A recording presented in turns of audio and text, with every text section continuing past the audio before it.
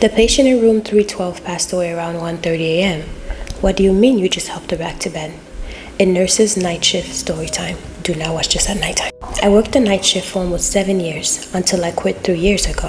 What happened that night is the reason why I'll never go back. It was a Wednesday, a slow night. The kind that lulled you into a false sense of safety. The halls were dim, the overhead light humming like they were tired too. Most patients were already asleep. The only sounds were beeping monitors, the occasional cough, and the air vent whistling through the hallway. At around 2:45 a.m., I stepped away to grab linen from the supply room. Nothing unusual, just another long night. As I walked back down the hallway near room 312, I saw a woman standing there, older, thin, wearing one of those faded blue gowns. Her hair was wispy and uneven, as if she brushed it quickly with her hands. She was barefoot on the cold hospital floor. She looked directly at me and said, in a small, trembling voice, "Miss, can you help me? I don't feel well." I froze for half a second because something about her felt off.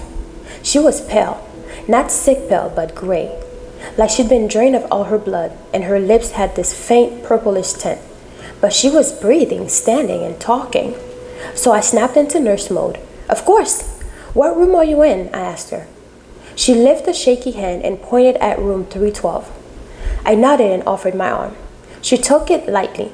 Her hand felt cold, but not unusual for older patients. She kept whispering, thank you, like she was so relieved that someone saw her. When we reached her room, she walked inside and sat on the bed with a long exhale. She looked exhausted, like every bone in her body hurt. I tucked her in gently. "Try to rest," I told her. She nodded slowly and whispered, "I will now." I didn't think anything of it. I just walked back down the hall towards the nurse's station. My coworker Tina was sitting there reviewing vitals. She looked up and joked, "You look like you've been sprinting."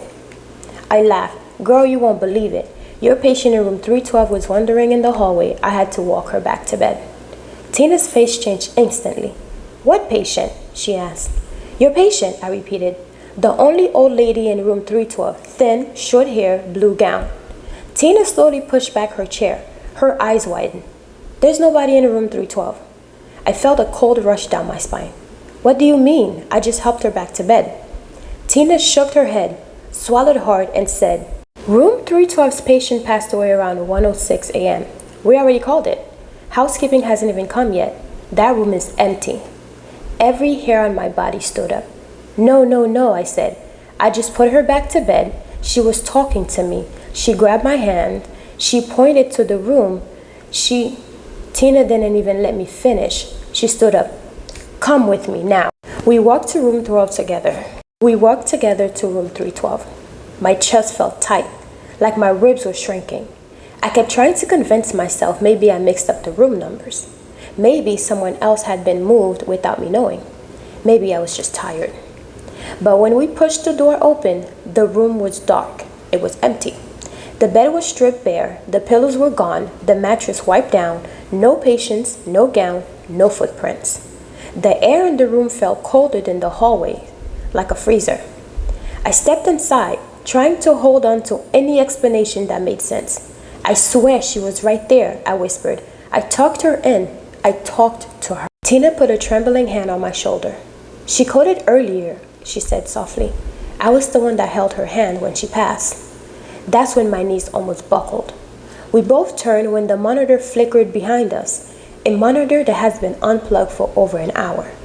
It gave one single sharp beep. Then the room went dead quiet again. We backed out slowly and closed the door. I didn't finish my shift that night. I couldn't. I went home shaking, replaying everything, her voice, her cold hands, her slow walk, the way she thanked me.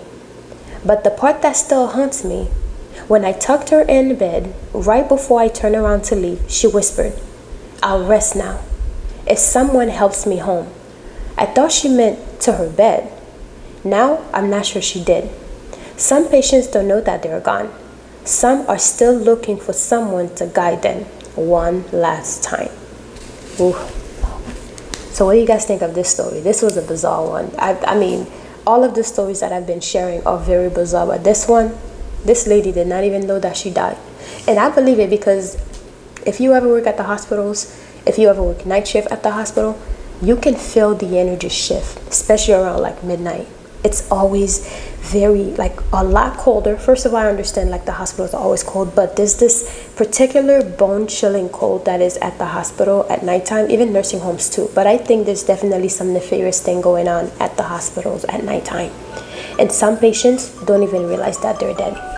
So let me know what you guys think of this story, and if you are a nurse, a CNA, or anyone who work in the medical field and you have some strange stories, send them over to me. And y'all don't judge my reading, okay? English is not my first language, it is my fourth, so don't get over it. All right, so talk to y'all later.